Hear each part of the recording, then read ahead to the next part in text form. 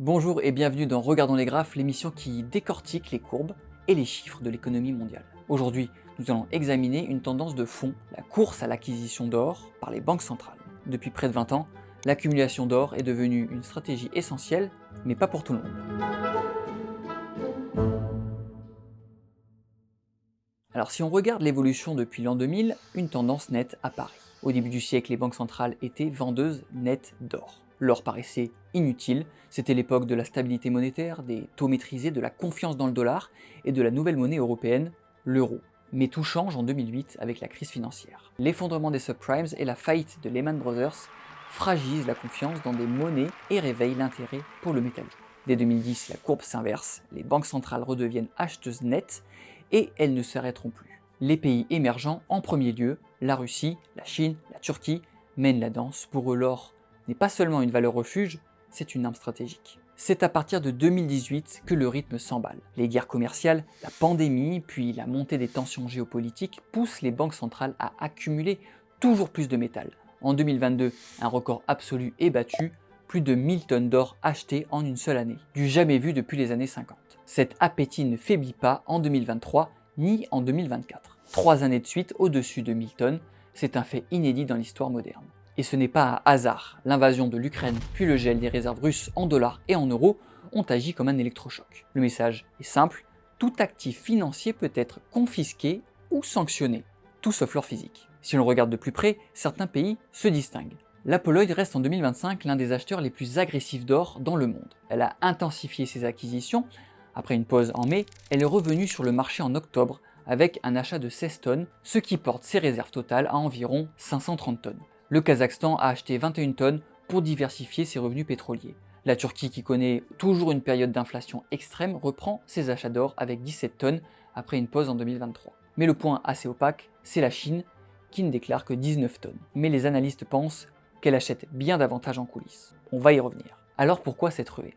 Derrière ces chiffres, il y a une réalité géopolitique. La défiance vis-à-vis du dollar et de l'euro, la Russie a massivement renforcé ses stocks pour contourner les sanctions occidentales. Des pays comme la Pologne voient l'or comme une assurance ultime face aux tensions géopolitiques et à la guerre qui frappe doucement à ses portes. Et la Chine cherche à réduire sa dépendance aux billets verts. Mais comme je vous le disais, la Chine reste très floue sur ses stocks. Elle a longtemps entretenu le mystère autour de ses réserves.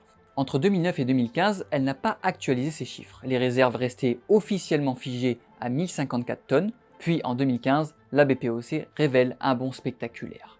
Les réserves passent à 1658 tonnes, soit une hausse de plus de 60% sur cette période. Depuis, les déclarations sont très irrégulières, ce qui nourrit les doutes sur la réalité des volumes détenus. Certains analystes évoquent la possibilité d'achats massifs hors bilan, non consolidés dans les rapports publics. Ce silence prolongé rend difficile toute estimation fiable de la vraie quantité d'or détenue. Plusieurs facteurs expliquent pourquoi la Chine et d'autres États peuvent préférer garder le secret. Déclarer un stock très élevé affole les marchés. Cela pourrait faire monter le cours de l'or, ce qui renchérit les acquisitions suivantes. Beaucoup préfèrent donc accumuler discrètement, puis officialiser une fois le volume jugé suffisant. En affirmant parfois la détention de lingots, mais sans transparence totale, ces États cultivent un effet de dissuasion, une forme de poker monétaire où l'opacité devient un levier stratégique. Pour la Chine, ces tactiques s'ajoutent à une ambition plus large, diversifier ses réserves, réduire sa dépendance au dollar, consolider le yuan et assurer une certaine autonomie financière. Selon un article récent, certains analystes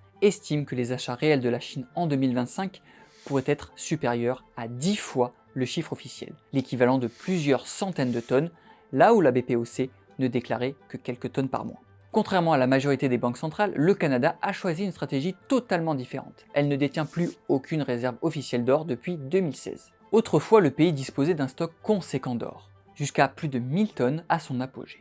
Aujourd'hui, ce stock a été vendu ou dissous. Plusieurs explications ressortent. Le Canada a sciemment abandonné l'or au profit de réserves plus liquides ou d'actifs moins volatiles, jugeant que l'or ne correspondait plus à sa stratégie monétaire.